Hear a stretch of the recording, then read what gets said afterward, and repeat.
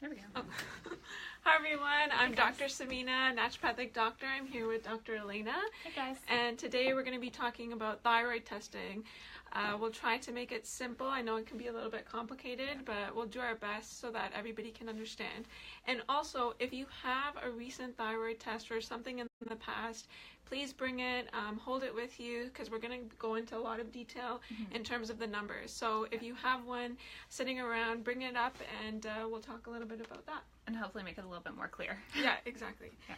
So let's get started. So I'm going to ask Dr. Elena, what are the most important tests that we need to think about with thyroid function? Yeah, that's a great question, especially for kind of diving in. So the most common test, we'll start there, is probably the TSH. That's the thyroid stimulating hormone. And if you joined us last week, we talked a lot about kind of the different pathways of hormones. If you missed that, maybe check out that video after this because it'll add some clarity to some of the words we're going to use today. So thyroid stimulating hormone is a screening test that your doctor might run if you present with fatigue or weight gain, just to rule in or rule out whether or not the thyroid is the problem. Right. Unfortunately, it doesn't give us a complete picture of what could be going wrong with the thyroid. So often after running a TSH, if it's problematic, your doctor will run a set of other tests. And this is where we're seeing T3 and T4, which are your active thyroid hormones. We're seeing reverse T3 and the antibodies for thyroid peroxidase and thyroglobulin, which helps determine your actual diagnosis. Perfect. And where exactly does TSH come from? So TSH comes from the central nervous system. It's released from the pituitary and then comes down to tell the thyroid that we need more active thyroid hormones, so the T3 and T4. Okay. And then when those levels are adequate, they go back up to the central nervous system and say, you can stop releasing TSH, we have enough. Okay, so TSH is the most important thing that we should be thinking about, for example, when we first started just screening for thyroid health. Exactly. Okay. It's a really great screening tool.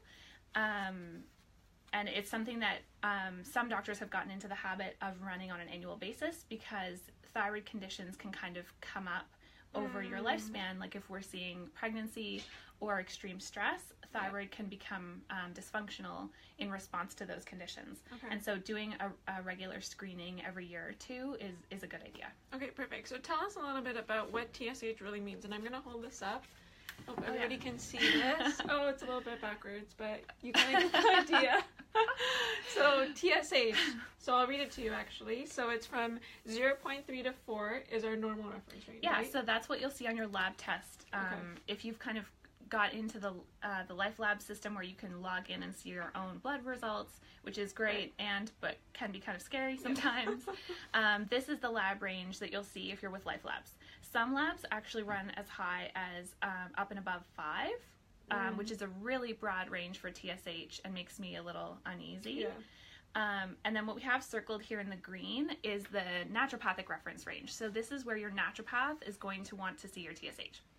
And that's above 0.8 and less than 2.5. Which, when you consider that then, even in the more conservative labs, we're seeing that all the way up to 4 is considered normal. That can be really problematic, and the result is that people are going untreated, undiagnosed, and sometimes in really poor situations dismissed by their doctors. Okay. So now that we know about TSH, so optimal levels, again, 0.8 to 2.5. And, you can say anywhere in this range, but definitely make sure you talk to your healthcare provider about that. Yeah.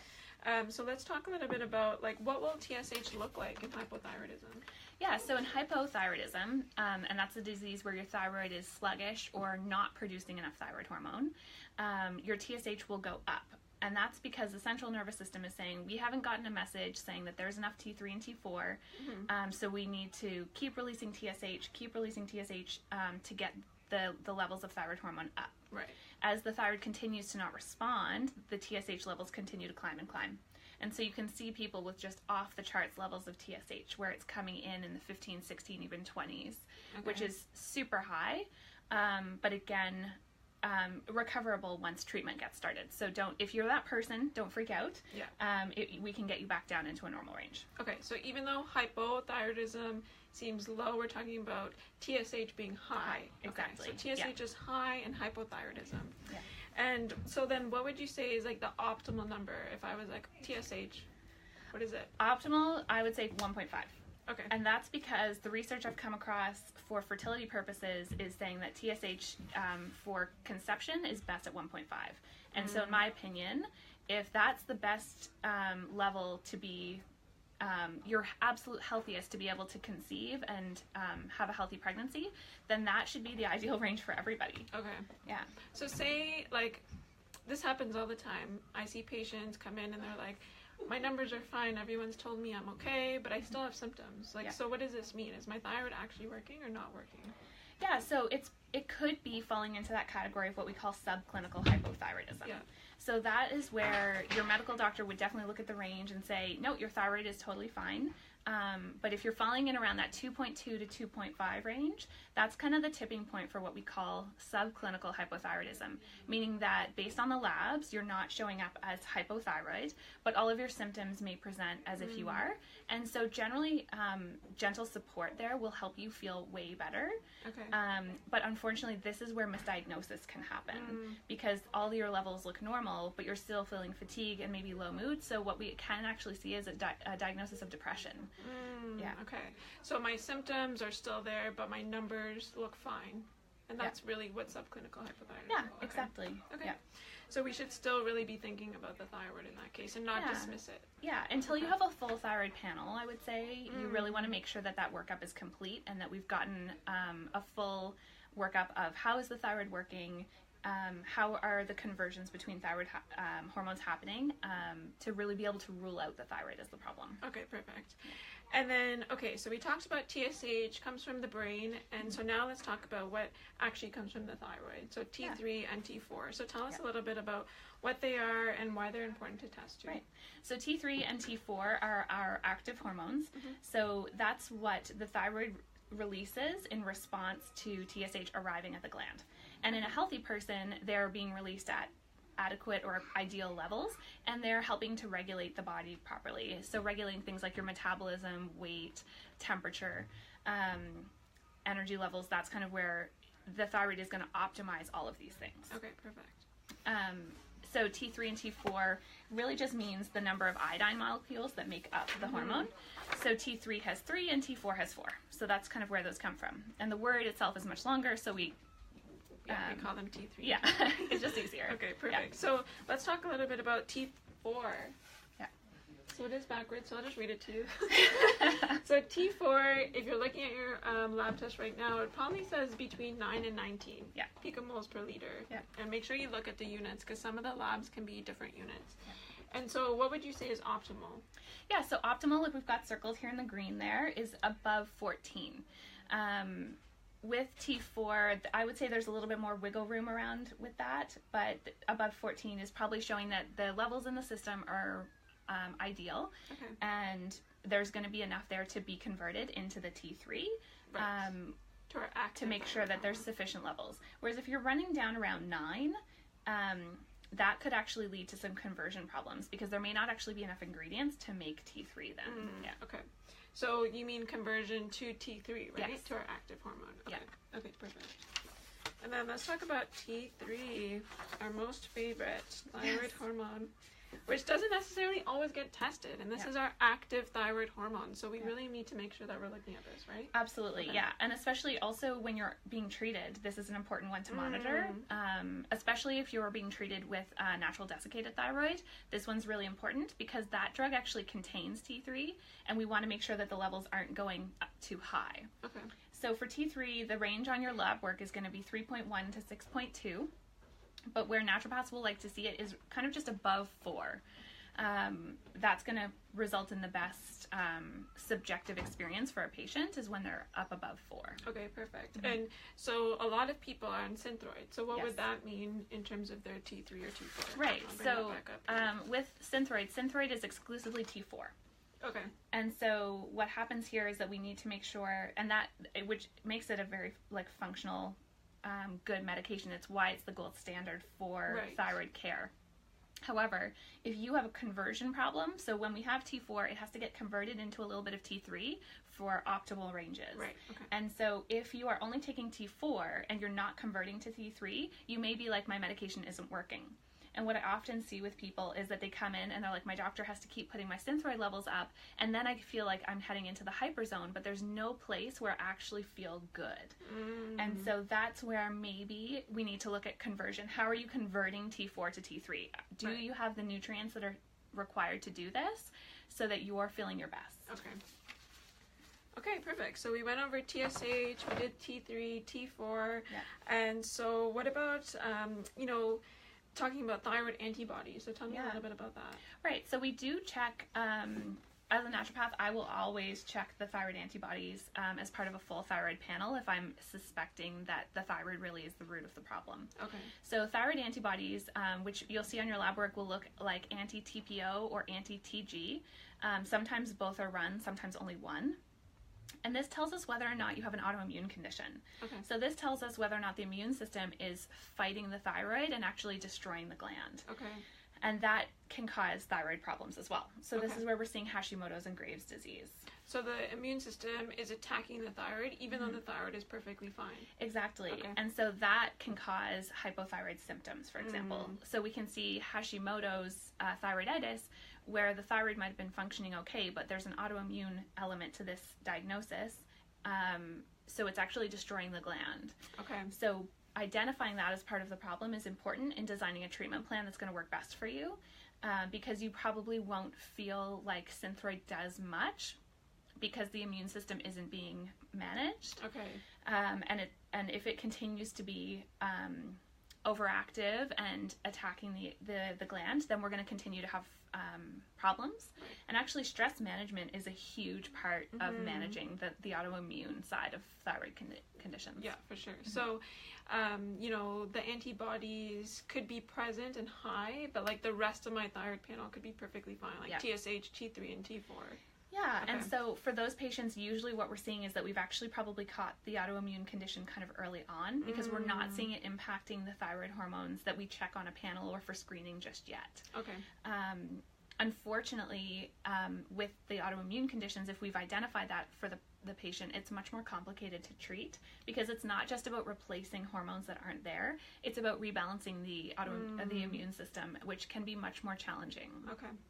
Okay, that's really interesting. So let's talk a little bit about hyperthyroidism. Yeah. So what about TSH? What would that look like in a hyper situation? Yeah, so with hyperthyroidism, what happens is the gland is overproducing thyroid hormone. So that, again, goes back up to the central nervous system and is like, we have plenty. And so TSH drops below normal. Okay. Yeah. So the normal, again, we said 0.3 to 4. So like you're on your lab report, like what would it look like? Yeah, so below 3 is where we're seeing kind of a hyper state. And then along with the symptoms that go with that. So you may have still having fatigue, but maybe having things like like trembling in the hands, weight loss.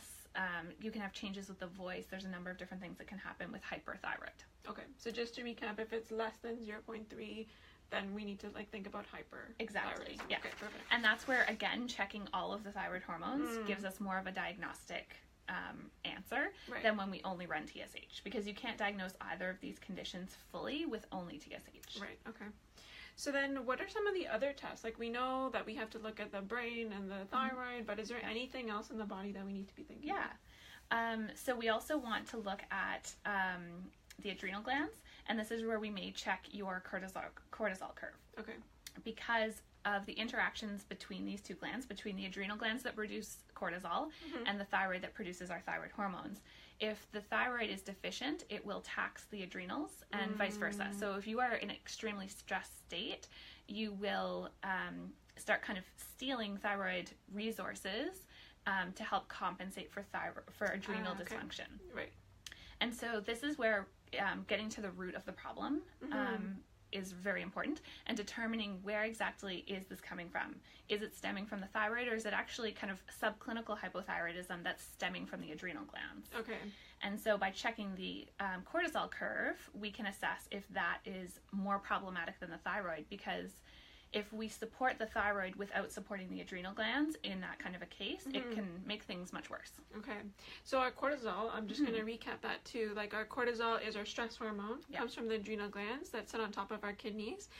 When we're really stressed, our cortisol can go up high, and maybe if we're sitting in resistance or exhaustion, it can go really low. And so what cortisol is really supposed to do is, increase in the morning so it can get us up, get going, and as the day goes on, it increases until about noon, and then it kind of drops off, throughout the day, right? Exactly. So we need to make sure that, this curve is a nice, like, bell curve instead of, like, it being a little bit wonky. Yeah. And so, like, again, looking at stress and the cortisol curve to see what types of botanical treatments we can give is important. Exactly, yeah. Okay. So anything else for yeah. thyroid testing? So I talked a lot about the conversion between T4 to T3, and there's so many things in the body that are required to have that happen. Okay. So I mentioned that T4 and T3 are made up of iodine molecules. So one of the things that we may check is your iodine levels, and we do this with a urine test to determine if you're deficient in iodine. And I will say that everyone I've tested so far has been low. Okay. I think that's partially because of the soil and the food in North America. Okay. And so the benefit is that by testing this and identifying it as part of the problem, we can short-term supplement iodine and usually make a huge difference in how well you respond to your treatment plan. Okay. Some other ingredients we look at are iron or ferritin. Yeah. We look at the B vitamins. We look at selenium and chromium as well. All of these things go into thyroid hormone production. We look at selenium. Those are probably the big ones, and then sometimes I'll check magnesium as well to see if that's in an ideal range, because all of those things can contribute to how efficient that conversion is happening, and make a huge difference in how well you tolerate your treatment, how quickly you respond. Okay, so we really need to be making sure we look at these vitamins and minerals, and making sure the conversion from T4 to T3 is happening correctly. Exactly. Okay. Yeah. Anything else that you wanted to add? I think those are the big things for me. One test actually that I didn't mention is the reverse T3, and that kind of pairs with the adrenal function. Yeah. Reverse T3 we like to check as well, because in that same conversion pathway when T4 is supposed to go to T3, if you're in an extremely stressed state and cortisol is high, what can happen is you actually convert to reverse T3, which is an inactive form of thyroid hormone. And so you're not getting the benefits of thyroid hormone production. Right. So if we only check TSH and we check free T4, and those are normal, but you're converting to reverse T3 instead of active T3, that can result in a symptomatic presentation despite the tests that we have looked at being normal. So reverse T3 is just inactive thyroid hormone sitting there. Exactly. Really it doesn't do anything for us. Yeah. Okay, so we really need to make sure we look at that too. Yeah, okay. Especially if we anticipate or we suspect that there's a stress picture. Okay. Yeah. So next week, everybody, we'll be talking about thyroid treatment. So we're going to be talking about the most common medical treatment, which is Synthroid, but then also going into our naturopathic treatment that we like to use, especially natural desiccated thyroid, and talking about all the minerals and vitamins you should be thinking of, and some of the botanicals as well that really can support thyroid function. So stay tuned. Next week, we'll be posting the time, and we'll see you there. Yeah, bring your questions for sure. Okay.